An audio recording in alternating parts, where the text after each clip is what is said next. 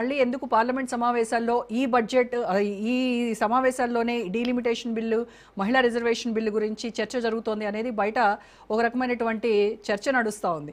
ఎప్పుడైనా ఎన్నికలు ఉన్నాయి అని అంటే ఇది ఒక రాజకీయ అస్త్రంగా మమ్మల్ని వాడుతున్నారు అని మహిళలందరూ కూడా ముక్త కంఠంతో వాళ్ళు వాదిస్తున్నటువంటి పరిస్థితి. సో ఇప్పుడు మళ్ళీ డీలిమిటేషన్ బిల్లు మొన్న ఏప్రిల్ 16న బిల్లు వీగిపోయింది. మళ్ళీ ఇప్పుడు ఈ సమావేశాల్లో మళ్ళీ డీలిమిటేషను అంటే ఇంతలోనే ఏం చేంజ్ అయింది అంటే ఇండియా కూటమిలో వచ్చినటువంటి చీలికలను బేస్ చేసుకొని ఖచ్చితంగా ఈసారి ఈ బిల్లు పాస్ చేద్దామనేటువంటి ఆలోచనలో కేంద్ర ప్రభుత్వం ఉందా ఏంటి?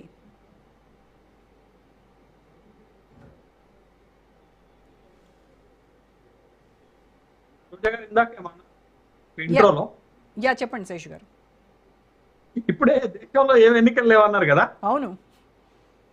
అయ్యో రోజా గారు, మోడీ 4వ సారి దేశంలో అధికారంలోకి రావటానికి ఎప్పుడో ప్రయత్నం ప్రారంభించేశారు.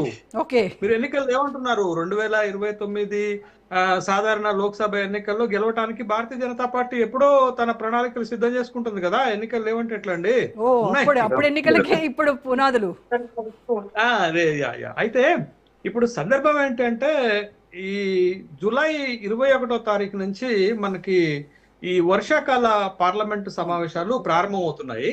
అయితే ఈ పార్లమెంటు సమావేశాల్లో కీలకంగా మరొకసారి ఈ 131వ రాజ్యాంగ సవరణకు సంబంధించినటువంటి బిల్లు మళ్ళీ హౌస్ లోకి వస్తుంది అనేటటువంటి ఒక ఊహాగానాలు వస్తున్నటువంటి నేపథ్యంలో, ఆ ప్రయత్నాలు జరుగుతున్నాయి అనేటటువంటి ఆలోచన ఉన్నటువంటి నేపథ్యంలో మనం ఈ చర్చ చేపట్టాం. అయితే ఈసారి బిల్లు ఈ సమావేశాల్లో ఈ బిల్లు వస్తుందా, వస్తే ఈ బిల్లు ఆమోదం పొందటానికి ఎంత మేరకు అవకాశాలు ఉన్నాయనేది మనం చర్చలో తీసుకుంటున్నటువంటి అంశం. అయితే మీరన్నట్టు ఏప్రిల్ 16, 17 తేదీలలో కేంద్ర ప్రభుత్వము ప్రత్యేక పార్లమెంటు సమావేశాలు పెట్టి 131 రాజ్యాంగ సవరణ తీసుకొచ్చి డీలిమిటేషన్ అండ్ మహిళా రిజర్వేషన్ల సవరణ బిల్లు కలిపి ఒక ప్రతిపాదన తీసుకొచ్చింది.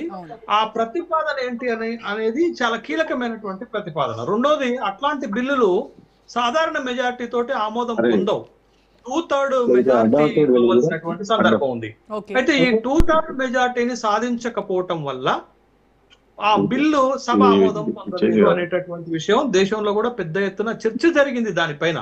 అయితే గత సమావేశాలకు ఈ సమావేశాలకు తేడా చాలా స్పష్టంగా ఉంది.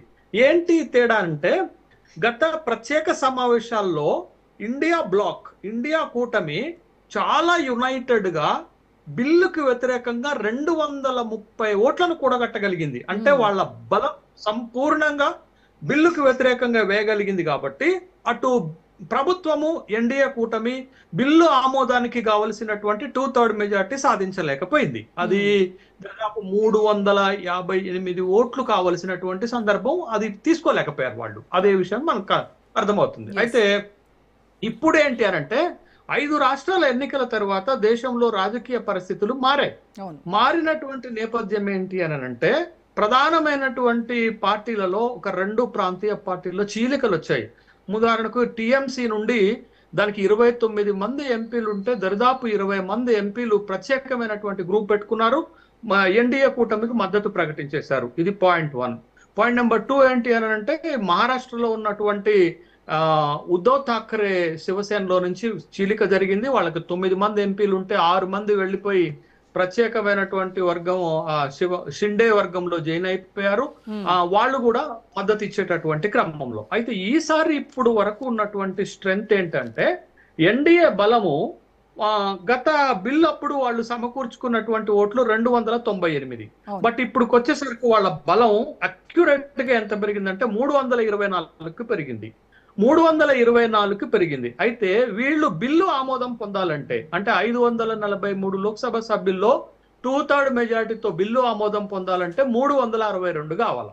కానీ మొన్న లోక్సభకి ఈ బిల్లు సందర్భంగా అటెండ్ అయిన వాళ్ళు 528 మంది మాత్రమే. అంటే 352 ఓట్లే కావాలి.